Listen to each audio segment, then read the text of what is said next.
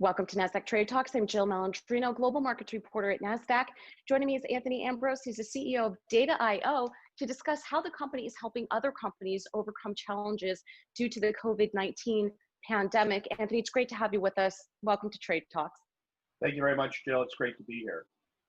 All right, and tell us more about Data.io. Well, Data.io is a tech company located near Seattle, Washington.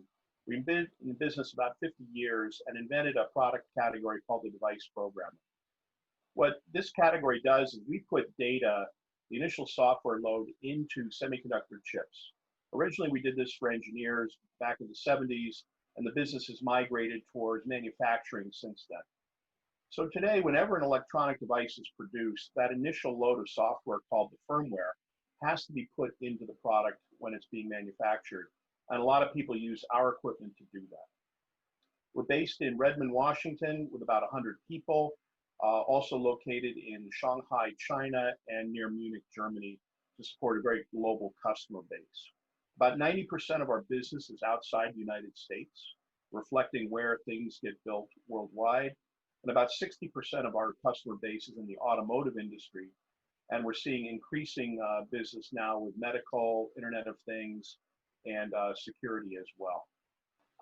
So as we go forward, we see a number of opportunities to support not only the automotive industry, but increasing the medical and security industry as well with our new products.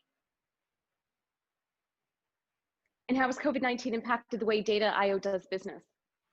Well, COVID-19's had a big impact, first on how we have to manage the company, and second on how we have to support our customer base.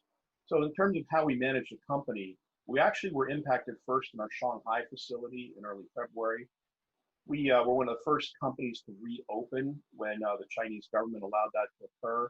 And so we had in place a series of protocols to keep our people safe. That's our top priority. And also protect our factory location because we're building products in Shanghai and Redmond, Washington. And third, be in a position where we could have our people support our customers. So we went to a situation very quickly where anyone that could work remotely was encouraged to do so. And then we had protocols in place to make sure our factory people were safe, wearing masks, staying appropriately apart, making sure they didn't come in if they were sick. You know, the things that you hear about is pretty standard best practices. So we've been doing that now for 3 months in China and a little over 2 months in the United States and Germany. That's worked very well. And it's allowed us to support our customers who have had a number of challenges as well. We support manufacturing locations, so all of our customers' factories have gone through the same types of things I just described. So because people have not been able to travel to support customers, we've had to develop new ways to do things like remote support and remote installation of our products to help customers when we normally would be there face-to-face, but have to do it now remotely. Fortunately, we have great tools, we have great capabilities, and our customers have been in a position where that can happen. The second thing we've seen is a number of our customers' factories are being retooled to support new demand for medical devices.